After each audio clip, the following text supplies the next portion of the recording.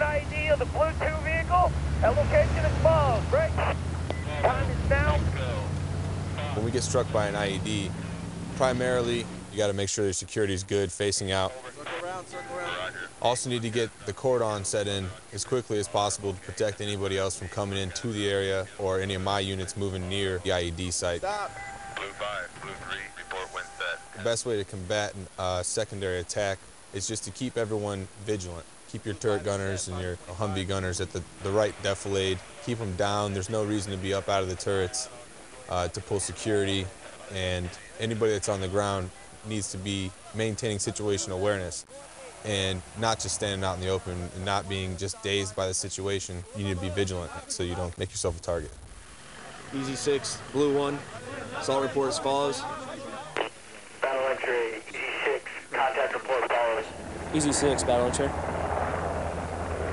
The challenge for a commander with allocating assets is a lot of times you get frustrated and focused on, the most recent events, especially if they're casually producing events, and you want to stop that from happening. Sir, he's setting a 9-line. Yeah, so we think it's an EFP, right, based on what we've seen out there? Roger, sir.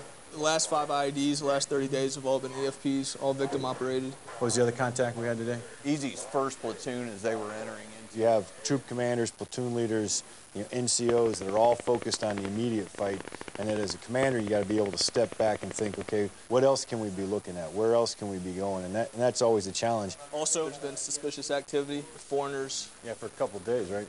Roger, sir. This is a really challenging environment, trying to figure out where you're going to put what you have and what you're going to put it against, because you don't always know what you don't know. I have to rely on the input from my subordinates. To that building, there's still some.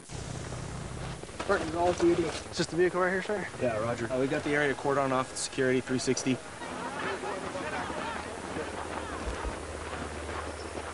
My big goal is to make sure there's no secondary devices, anything else that's going to hurt anybody in that area. Once I feel pretty good that there's nothing left, I'll call up my team and then we collect evidence. Anything I can find that belonged to the device, wire, explosive residue left behind, a measurement of the blast seat, and we'll collect that and send that off to WIT.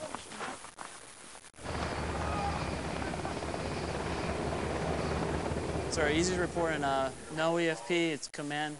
He thinks it's command war. So what do you think? We'll take what the intelligence guys collect, turn that into a pattern, and we can start seeing that pattern. That will start focusing where we want to actually conduct our operations. So I think that this is probably a different cell. All the IEDs inside of Al Sharp have been victim operated. Yeah, you're saying cell, but the cells are a little bit smaller than that. What we're really talking about is 1 to 2 guys that are putting in the EFPs. That's just one part of the overall network. Where are they getting their money? Who's constructing the bomb maker? Who's making the EFPs?